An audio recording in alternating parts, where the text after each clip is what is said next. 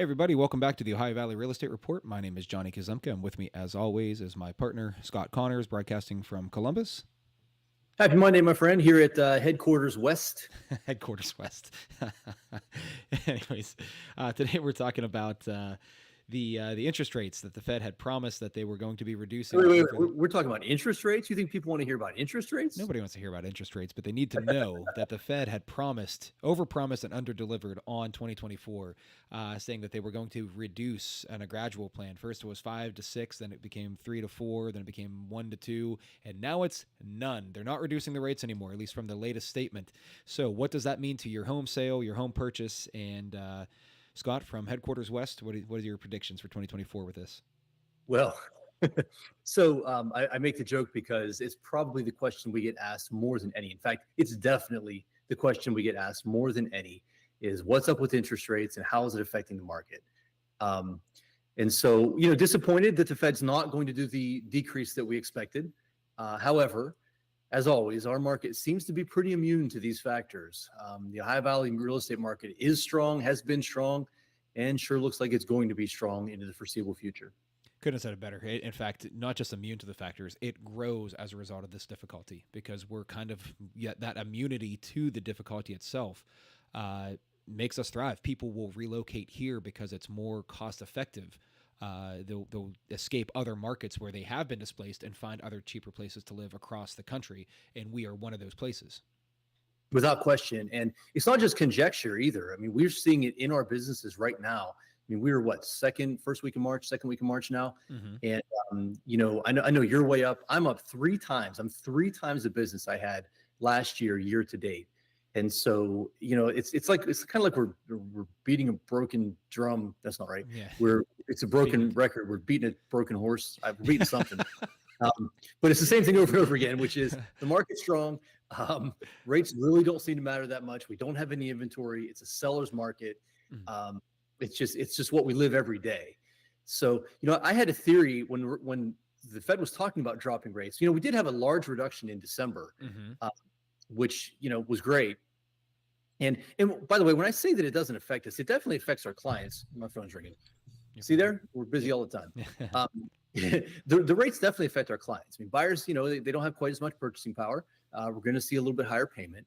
But in terms of the market overall, it doesn't seem to have an effect.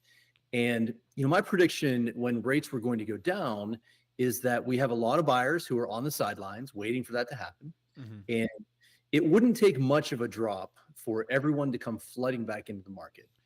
And I use the analogy of if you ever gone to buy a car, I'm a car guy. Once I decide I'm buying a car, and there's pretty much nothing's going to stop me. And anyone who's ever sat in a car dealership knows that no one's going to not buy a car because they're waiting for the market to change or they're thinking about it, but you know what, now's not the time, I'm going to wait a little while. Basically, most people I know, when it's time to buy a car, you're going to buy a car one way or another. What's a necessity? What's that? Being a necessity. It is a necessity, just like housing. And so I think there are people who want to buy, they've been waiting, and they're going to buy this year. And there's no question about it.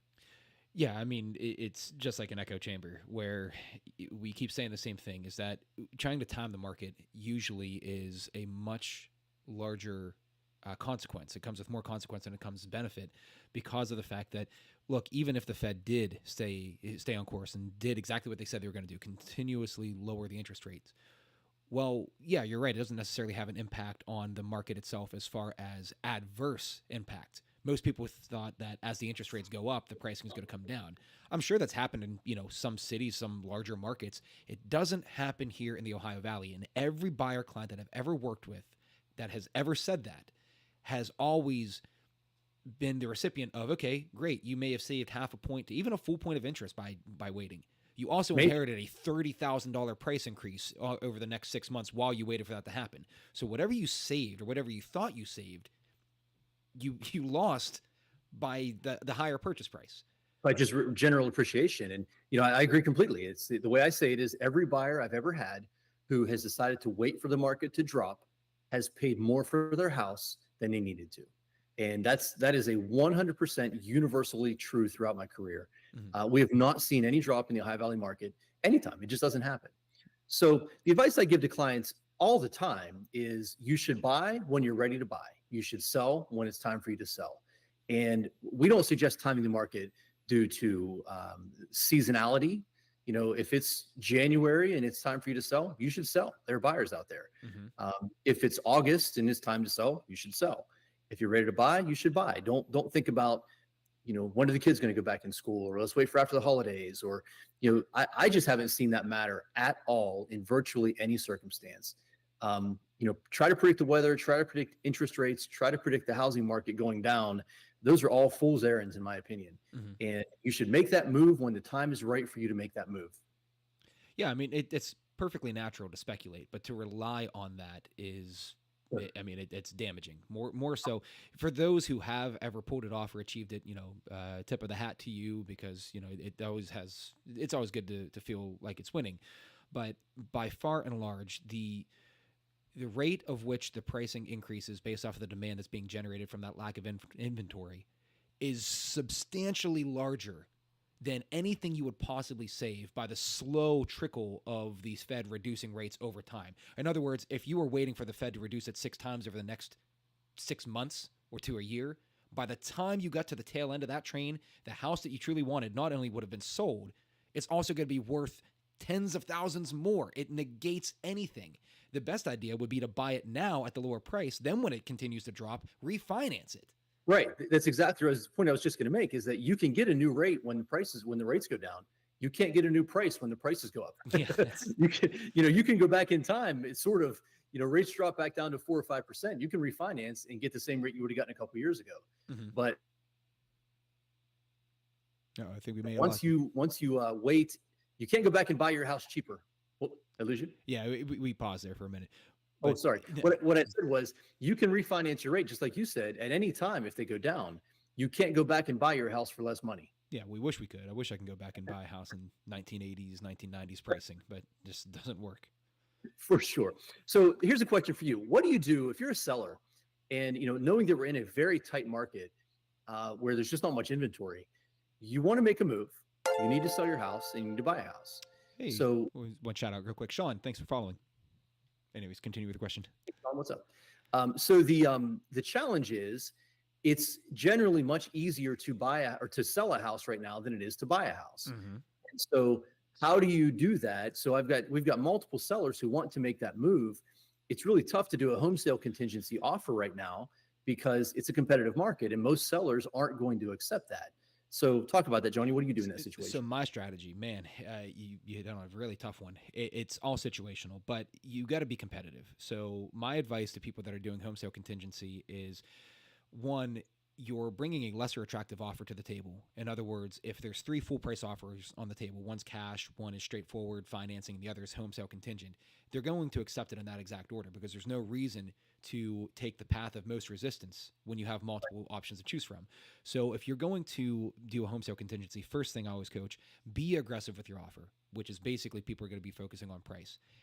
Obviously, when we represent buyers, we want to help get them the best value for the house. But again, the value is predicated on the competition that's in the market. I have no influence over that any more than the weather. But I keep saying every time that you delay your purchase, you're going to be paying more and more. So let's just jump into this, be aggressive as possible. And let's try to get the, for what you're paying for in your upcoming purchase, you're also going to be making from your home sale because your home value is going to be up. So consider it a wash, right? The second thing I would consider is saying things like making sure your home is ready to go, is on the market. A lot of things are going to happen really quickly during home sale contingency. So if your offer gets accepted, we have a limited amount of time to attract a buyer. So we want to make sure that we're not just going out here and, I need 2 weeks to get my home ready for sale. No, let's act as if it's already for sale. You can even put it on the market now. And Scott, you might want to speak about this. You talked about reverse contingency. What did you mean by that? So I've used this technique a couple times, and it's rare that it works, but in this current market, which is heavily skewed towards sellers, it definitely can work. And that's where you put your home up for sale before you find where you want to go, but you make your home sale contingent on you finding a home to buy. So you're basically flipping the script. Instead of saying, I'm going to buy this house when mine sells, you say, I'm going to sell my house when I find one to buy. And while normally that doesn't work out so well because buyers really, you're buying a house, you want to be able to buy and close and move in. but buyers right now don't have a lot of options. Hmm. And so when you're a seller and you have basically your pick of the buyers out there, because more than one of them want your home, then you can find someone who can wait. I just had this situation on the buyer side. I had a buyer I represented who was interested in a home, and they had that exact scenario listed. They didn't care because they weren't able to find anything else they liked, Hmm. and they weren't in a position where they needed to rush. And so we use it in their favor because it's like you just said, when you're a buyer with a home sale contingency, it's a weaker offer, right? Hmm. Well, if you're a seller with a home sale contingency, home purchase contingency, I guess, um, that puts you in a little bit weaker position negotiating wise. They still got a great price for the house, and so the reverse home sale contingency can work. Now it's weird because that's not something we typically see in our market or really any market. Hmm. But given the unique circumstances we're in right now, it can work. And so what that does is allows a home seller to get their house on the market, get a contract on it. They know exactly what they're going to get out of it. Hmm. And then they go out and find a house they want to buy, and they can make that offer in a much stronger position, like as you were talking about, than if they just had to do a straight home sale contingency. Well, yeah, because for example, in that particular circumstance, you already have a buyer, you already have an agreed upon price, and now you know what to expect from your sale, at least with reasonable expectations. You still got to go through appraisal and inspections, everything else. You haven't started the process, but you got a buyer willing to give you X amount of dollars. So you can say comfortably, okay, my budget now is based off of this because I know what I'm going to put in my pocket. As compared to, okay, I found a house that I like. Now I need to put my house on the market that we don't have a buyer for yet, and we don't know what the market's going to bring. Now, that's what we're here for, to kind of guide and to say, yeah, we'll give you, if you want to know what your home's worth, you might be surprised at what it's going for right now. I mean, it's up. The market is definitely up. Everyone that ever said, hey, we're going to wait, as far as beating the proverbial, what'd you say earlier? The proverbial broken horse, beating the drum. Everyone that has said, hey, we're going to wait till the market goes down. We're going to call this Mixed Metaphor Monday. Yeah, correct. Everyone has ever said it. We go back to our past podcast. We have clips all over YouTube saying the exact same thing. I would love anybody in the squawk box in the comment section that was saying, "Hey, we're waiting for the market to crash." The desk is right here. Come to me and show me which house. Show me which market has crashed in the Ohio Valley. I'll wait. Yeah, here's what's fun about that. I've been doing, this time of year we do a lot of equity updates for prior clients. People who bought their home 3, 4, 5, 6 years ago, and going back to them and saying, hey, do you know what your house is worth today? How much equity have you gained since that time? And having just done quite a few of these, I can guarantee you not one of them has gone down in value. Not one. No, I would even go as far as saying an average monthly gain in equity in the Ohio Valley right now, standard run-of-the-mill house, just all over blanketed, you're probably somewhere $1,000 a month. So if you bought a house for $110,000 last year, it's probably worth $120 at the end of the year. You're making. If you called it 1% per month on average, that's probably not far off. Yeah, I mean it's crazy. 10%, 12% appreciation per year in the last few years. That might be low. There's people that have doubled. For sure. So yeah, so that timing the market thing doesn't work. You're much better off. Again, I think the takeaway message is buy when you're ready to buy. Sell when you're ready to sell. Let your life determine that. Don't try to time the market. We do this every day, all day long. It's pretty much our life, right? Mm-hmm. We're in the trenches. We're talking to buyers and sellers and appraisers and lenders. And I know I'm not about to predict when the market's going to go down. Would you? No. I speculate, basically, just saying. I mean, predicting and kind of doing the speculation that we keep talking about, it's fine. It's completely reasonable. You're about to make the single largest, sale or purchase of your lifetime. And there's a lot of anxiety that comes with that. But what if I gave you 10, 20, 30 years worth of market data that just says this is a slow climbing, very low grade hill that always is moving upward?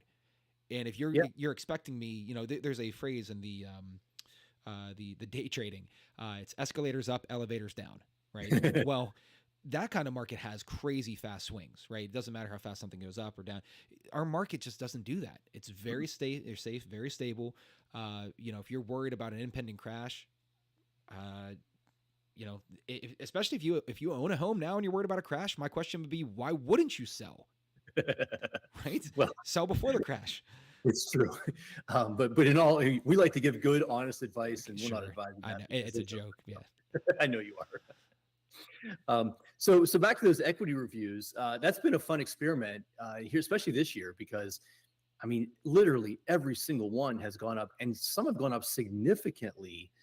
Like you said, in the last, maybe if you go back about 4 or 5 years to someone who purchased in certain neighborhoods, it's not hard to find someone who doubled their value in that amount of time. Mm-hmm. And that's great. That's great news for everybody. We like to do those equity reviews because we take a pretty close look at your particular home. Now, you could just go to Zillow and check your Zestimate. Oh, no. Did you just say? Did you really just say that? That's a dead horse I'd like to beat. You could. I'm kidding about this estimate. They're worthless. What's your favorite saying about Zillow, Johnny? The A in Zillow stands for accuracy. That's exactly right. But it is an interesting situation. And so, so it's a pretty simple takeaway message that, rates are not going to drop. It doesn't look like, but guess what? The market's going to be strong. It's going to be a seller's market for the foreseeable future. We still have a lack of inventory. Hasn't changed. As always, we love your comments. We love to kind of get into trenches and slug it out with you a little bit if you disagree. So bring it. And, we're very likely to do a reaction podcast to talk about those comments. So bring it on. Bring your data. We'd love to talk about it. Yeah. Hey, Jimmy, thank you for liking the stream, by the way. So, you got anything else, Johnny? No, that's perfect. I think we can end there. But you can always find our content: YouTube, Twitter, Twitch, Instagram. Basically, wherever we're live on dozens of places. Pretty much everywhere we are. Yep. But all right, we'll end the stream here. Thank everybody for tuning in. We will be back next week. I think we're trying to do these weekly. Well, we try to do them weekly, but we often don't get to it because we're too busy out there working with buyers. That is true. So all right. But yeah, thanks again, guys. We'll see you next time. See you later.